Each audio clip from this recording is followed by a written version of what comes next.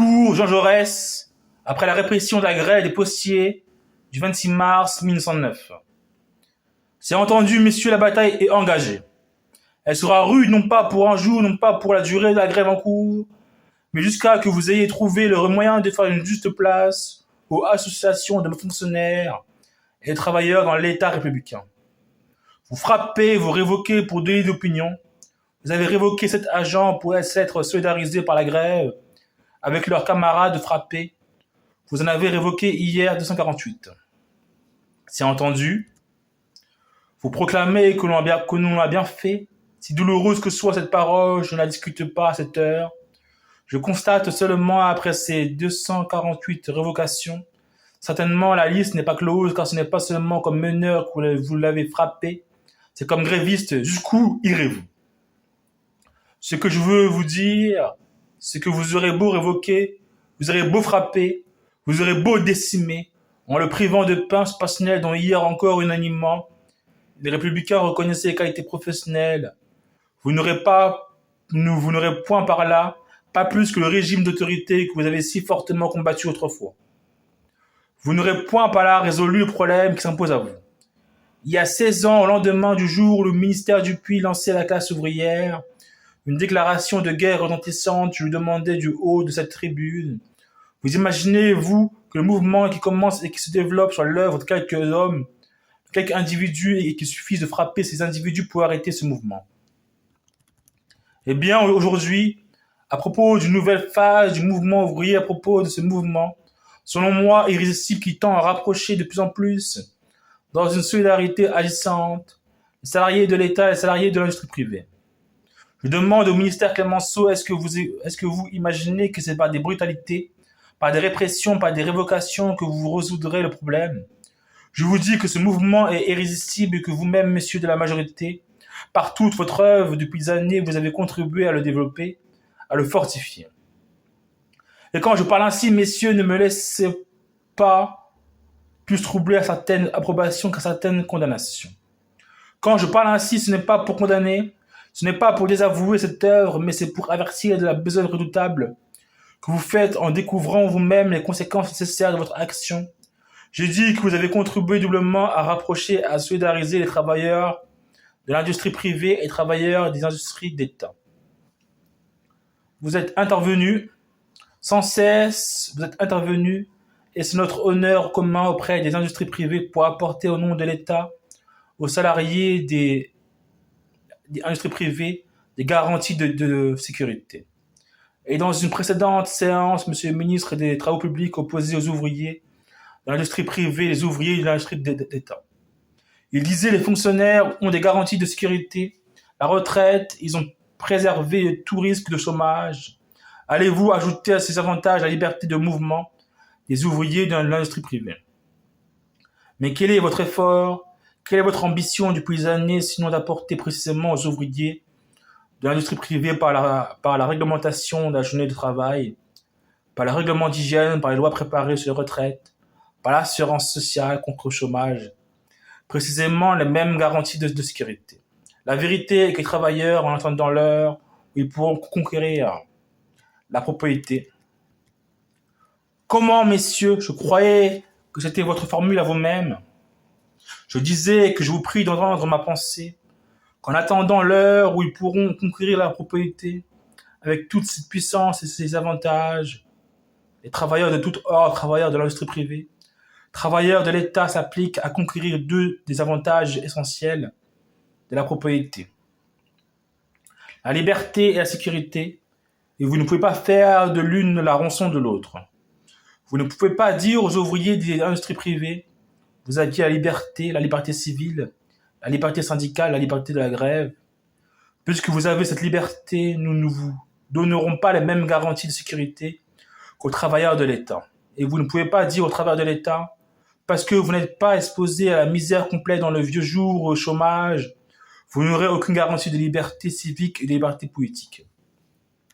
Et c'est ainsi, messieurs, que se produit invinciblement, irrésistiblement, le rapprochement et de tous les salariés auxquels vous avez assisté aujourd'hui. À ce rapprochement, il ne manquait qu'une chose: le gouvernement vient de la donner. Il ne manquait que la communauté du sacrifice. Nombreux ont été jusqu'ici les ouvriers de l'industrie privée qui, pour conquérir le droit de grève, pour conquérir le droit syndical, pour conquérir le droit politique et la dignité civique, ont risqué leur pain, le pain de leurs femmes et de leurs enfants. Maintenant, grâce à vous, douloureusement, cette communauté de sacrifice est étendue aux travailleurs des industries de l'État. Et ainsi, par la force des choses, par l'intérieur de logique des choses, c'est vous qui nouez, c'est vous qui scellez à une profondeur où aucun acte d'arbitraire n'ira l'atteindre. Désormais, c'est cette solidarité de tous les ouvriers que vous essayez de rompre. Messieurs, c'est dans le sens des contrats collectifs, c'est dans le sens de ces combinaisons associant au contrôle, associant à la gestion de l'État, les travailleurs organisés que vous devez chercher la solution du problème. Il ne s'agit pas de domestiquer l'État, il ne s'agit pas de le briser, de morceler sa puissance en une sorte de sectionnement corporatif. Je ne sais pas, messieurs, quels sont les hommes aujourd'hui qui demandent de briser, de morceler en une multiplicité coopérative l'action de la nation. Ce ne sont pas les socialistes. Qui veulent donner à la propriété un caractère social et qui voient dans les associations professionnelles, les organes d'administration, la propriété sociale, mais non pas des puissances autonomes dépeçant le domaine commun. Et ce n'est pas le syndicalisme dont l'objet précisément a été d'arracher la classe ouvrière au corporatisme étroit, de faire tomber les barrières qui séparaient les ouvriers des diverses régions et des diverses professions, syndicats, fédérations de syndicats, fédérations d'industrie et de métiers, confédération générale du travail de toute la classe ouvrière, organisés dans ces syndicats, mais dépassant sans cesse du regard et de l'action à la limite des syndicats particuliers, des corporations particulières s'élevant à la notion d'intérêt général d'ouvriers. C'est à ce mouvement que vous avez un intérêt de premier ordre à donner place, non seulement dans l'intérêt de la justice et de la liberté, mais dans l'intérêt même de l'ordre véritable et dans l'intérêt de la nation, car à mesure que les travailleurs entrent dans des ensembles plus vastes, il devient plus difficile à chaque élément, à chaque groupement corporatif de solliciter au profit d'une revendication égoïste l'action d'ensemble des travailleurs organisés.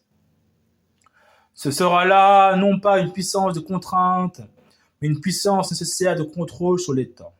L'État moderne devient un gros personnage, un personnage très occupé, qui n'a pas à donner seulement audience aux ouvriers, mais au grand intérêt de tout ordre, filateurs, sériculteurs, compagnies de navigation, qui sollicitent des primes, qui sollicitent son intervention et l'État, si monstrueusement occupé. Comment pourrait-il gérer le domaine toujours plus vaste qui s'impose à son activité? Ce n'était pas aidé par la collaboration même, je ne dis pas la domination, mais par la collaboration, par l'effort associé des travailleurs eux-mêmes et des agents des services qu'il met en œuvre. Je dis que c'est là le vrai problème qui est posé, qu'aucune brutalité ne le résoudra et qu'aucune diversion ne l'éludera. Et c'est en vain que vous direz que vous luttez aujourd'hui et que vous frappez pour retirer aux travailleurs le droit de grève. Encore une fois, ce n'est pas une question de droit abstrait qui est posée et il ne sert à rien de proclamer dans vos lois l'interdiction légale ou l'autorisation légale de la grève.